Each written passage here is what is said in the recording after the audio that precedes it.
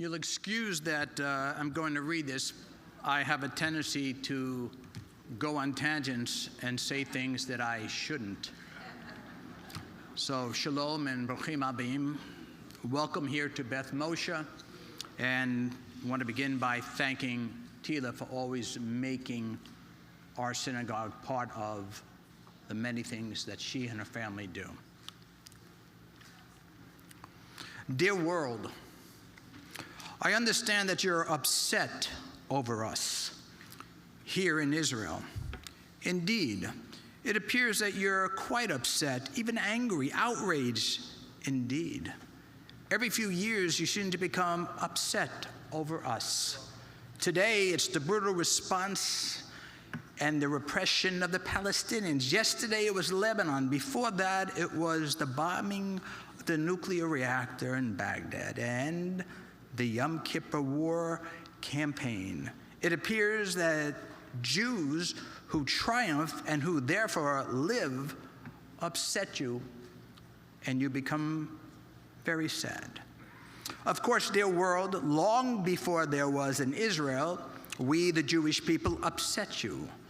We upset a German people who elected a Hitler, and we upset an Austrian people who cheered this entry into Vienna. We upset the whole slew of Slavic nations, Poles, Slovaks, Lithuanians, Ukrainians, Romanians, Hungarians, and others. And we go back a long time in the history of the world upsetting you.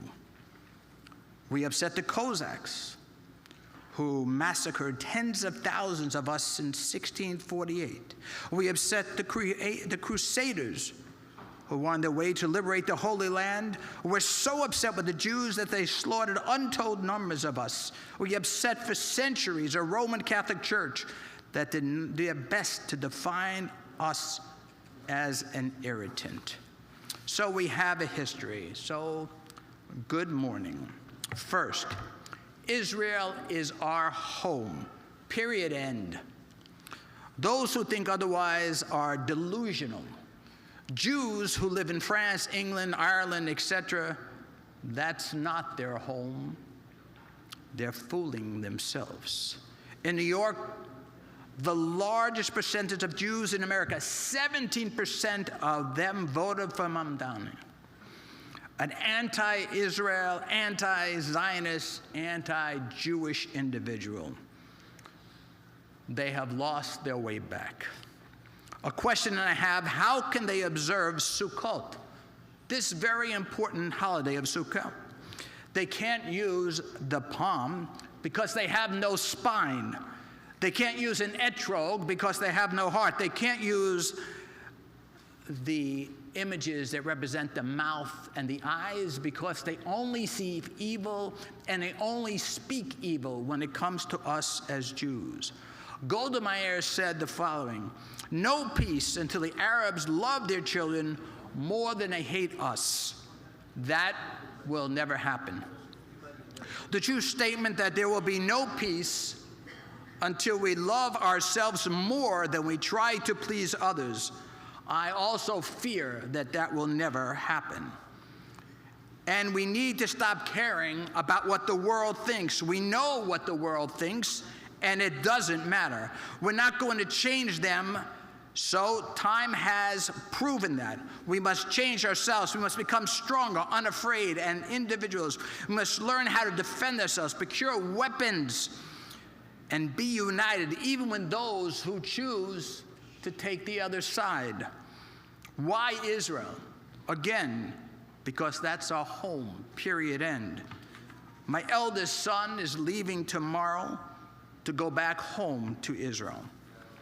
My middle son, who just got married, is going to be going to Israel for his honeymoon. Why? Where else can he go and feel safe and comfortable? Where else can he leave his home and then go home? I will be, God willing, leaving with him. I worked for Rabbi Meir Kahana Oliver Sholem. He contacted me many years ago to be, if you will, his bodyguard. I spent 2 years in Hebron with him and traveling around the world. I want you to know, when we went into the Shuk Carmel, the Arabs greeted him with respect because there is a respect for strength. People constantly mistake our kindness for weakness. I think we just proved that that's not the case. We are anything but weak. The biggest problem that I had when we went to the universities, it was the liberal Jews who were anti-Zionists that would throw balloons on a constant basis filled with fake blood. We have to fight very hard with those who have lost their way.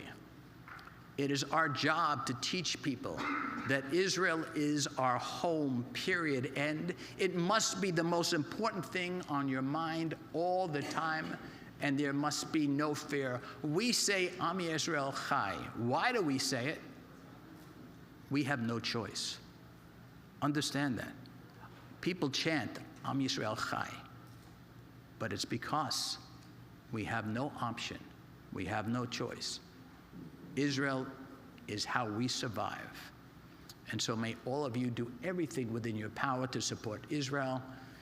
Don't go to a dinner.